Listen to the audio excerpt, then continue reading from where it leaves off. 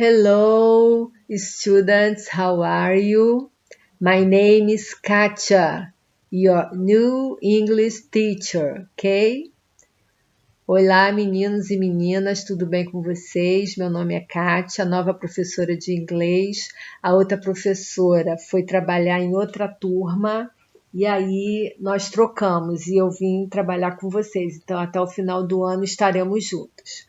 Bom, nesse início de terceiro trimestre, do segundo trimestre, nós vamos começar falando de modal verbs, que equivale em português a verbos modais. Essa classificação de verbo não existe no Brasil, é uma coisa nova, mas vocês já estão acostumados a usar. Lembra no início do sexto ano, quando queriam beber água, vocês pediam à professora, "Can I drink some water?" Olha, can é um verbo modal. Ou então podia usar may, né?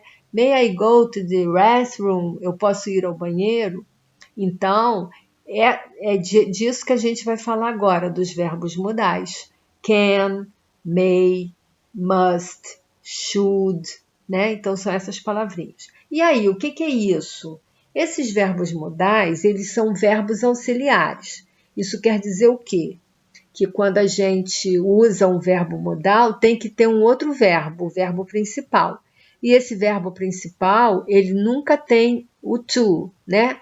Então, você usa I must go, I may drink, ou qualquer verbo que você use, é só colocar o verbo modal e o verbo principal. E por que a gente usa? Qual a função desse verbo quando a gente usa na sentença? É simplesmente mostrar uma maneira diferente que a ação vai ser executada. Por exemplo, a gente tem aqui o exemplo. You rest a while after having lunch. Você descansa um pouco depois do almoço. Aí você pode falar essa frase de uma outra maneira usando o verbo modal. You must rest. Quando eu digo you must rest, você precisa descansar um pouco depois do almoço. Se você, ao invés do must, usa o can, aí você já dá um sentido de permissão, né? Você pode descansar um pouco depois do almoço. Quando você usa o should, você dá tipo um conselho, assim, ó, you should rest, você devia descansar um pouco depois do almoço. Então, a finalidade desse verbo é dar esse sentido, essa maneira diferente como cada pessoa pode praticar uma ação qualquer, tá? Então, a frase afirmativa é simples, sujeito, aí você usa o verbo auxiliar, o verbo modal, mais o verbo principal sem o to e o complemento. Então, sujeito, verbo e complemento. Quando você usa a forma negativa, obviamente, o not tem que aparecer. E qual é o lugarzinho que o not fica? Sempre depois do verbo modal. Depois do may, depois do can, depois do must, depois do should, tá? E na pergunta? Bom, na pergunta é sempre a mudança que acontece na estrutura da sentença, né? O que acontece na pergunta? O verbo auxiliar, que no caso o verbo modal é um verbo auxiliar, ele tem que ser colocado antes do sujeito. Então, na hora da pergunta é can I go? Must I go? Should I go? Sempre que você faz a pergunta, o verbo auxiliar fica antes do sujeito. No caso, o sujeito que eu usei foi I, mas pode ser can she go? Pode ser can she rest? May she rest? Qualquer coisa, tá? E a única coisa que pode trazer dúvida para vocês é quando nós falamos da forma do verbo must na forma negativa. Por quê? Porque quando eu digo can't ou cannot, quer dizer não pode. Quando eu digo should ou should not, quer dizer não devia, né? Should é devia, should not é não devia. Quando eu falo do must not não quer dizer não tem que, não precisa. Mustn't ou must not quer dizer é proibido.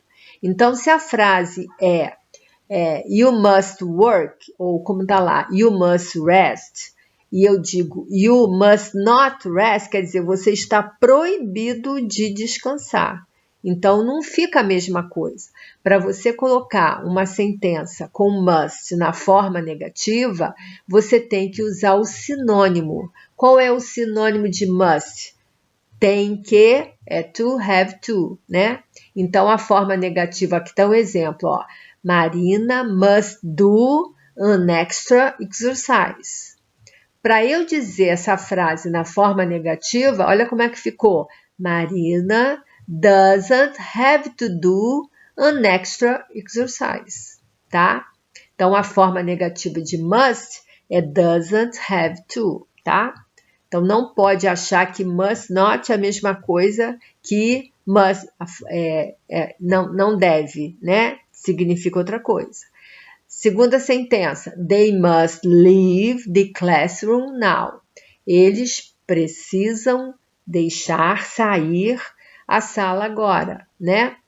E aí, a forma negativa, they don't have to leave the classroom now. Eles não precisam sair da sala de aula agora, tá bom? Então, lembra como está no presente, o sujeito é Marina, a gente usa does not. A outra, o sujeito é they, então lembra que does é para he, para she, para it, e do para os outros pronomes, tá?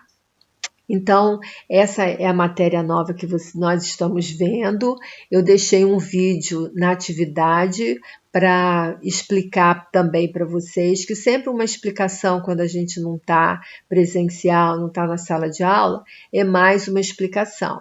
Então, acredito que vocês com o vídeo, né, vocês não vão ter dificuldade nenhuma para fazer o exercício. Mas qualquer coisa, semana que vem nós vamos fazer mais exercícios e aí nós tiramos as dúvidas sobre modal verbs, os verbos modais. Ok? Bye bye. See you next class. Bye.